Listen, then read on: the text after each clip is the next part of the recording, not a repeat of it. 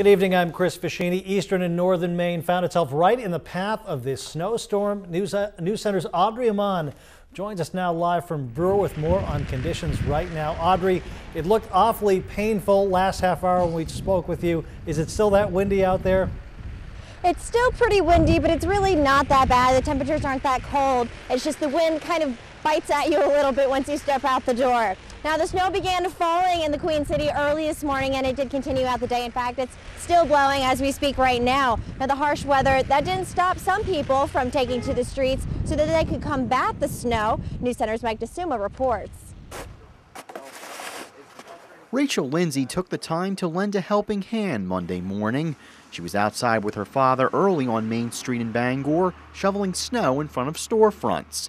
Outside of Rebecca's, inches of fresh white powder were already waiting. We haven't been out very long, but it's kind of deep and kind of messy.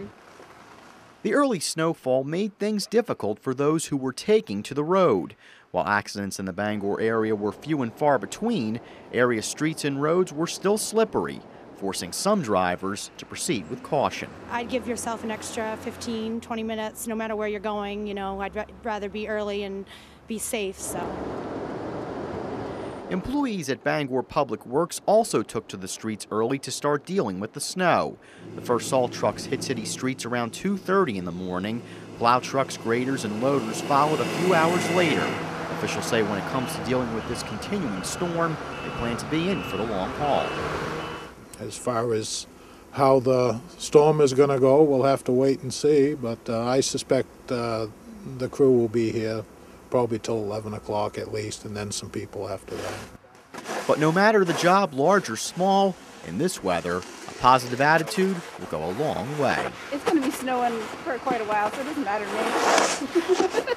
As the region's first blast of winter continues. In Bangor, Mike DeSuma, News Center. Public Works officials say a parking ban will be in effect in downtown Bangor beginning at 11 p.m. tonight.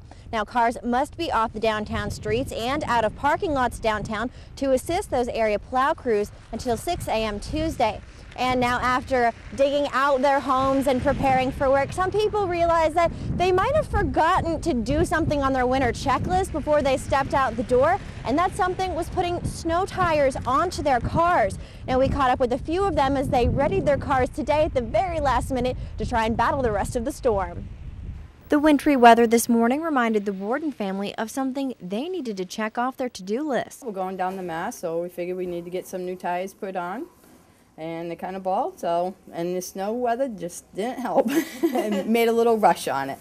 And it wasn't very long before Joe Ross realized he needed a little more traction for his car. After I shoveled myself out of my house and did 3 or 4 turns down my road, decided I should put snow tires on.